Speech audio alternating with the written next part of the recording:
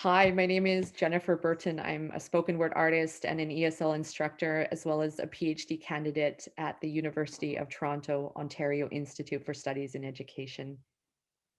And I'm Saskia Van Vegan, and I'm a teacher educator, TESOL instructor, and researcher at York University in Toronto, Canada. Our paper published in JAL is spoken word poetry with multilingual youth from refugee backgrounds. So, spoken word poetry is this multimodal, embodied, interactive, really a vehicle for exploring life stories. It's written on a page, but it's performed for an audience. It engages poetry, voice, movement, and gestures for creative self expression.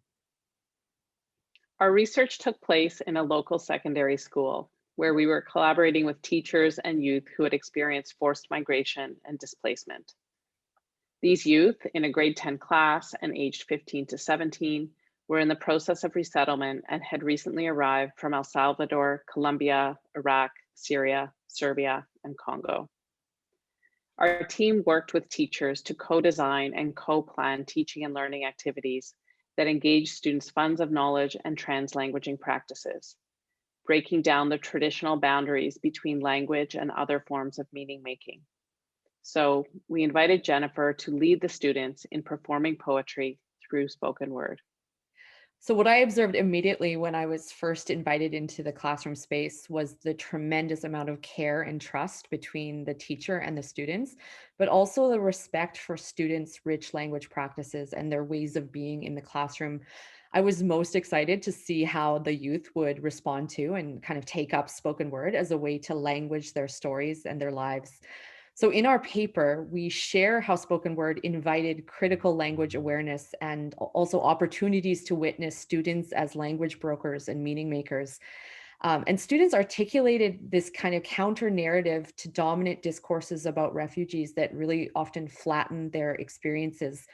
We discussed the role of body and affect, so our feelings and our emotions, and the importance of multimodality to enact meaning through movement and gesture.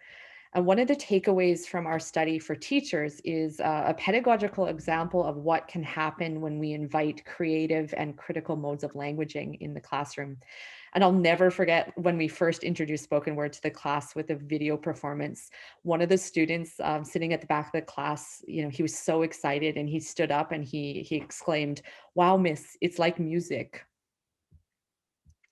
A key message in this article is the possibility to work with students and teachers, researchers and artists to engage in critical sociolinguistic inquiry, challenging normative ways of being and doing in schools, and grounding teaching and learning in the lived lives and experiences of children, youth, and communities. We leave you with the words of one of our youth collaborators written in Swahili and English, and we hope you can find inspiration from the article for your own critical practice.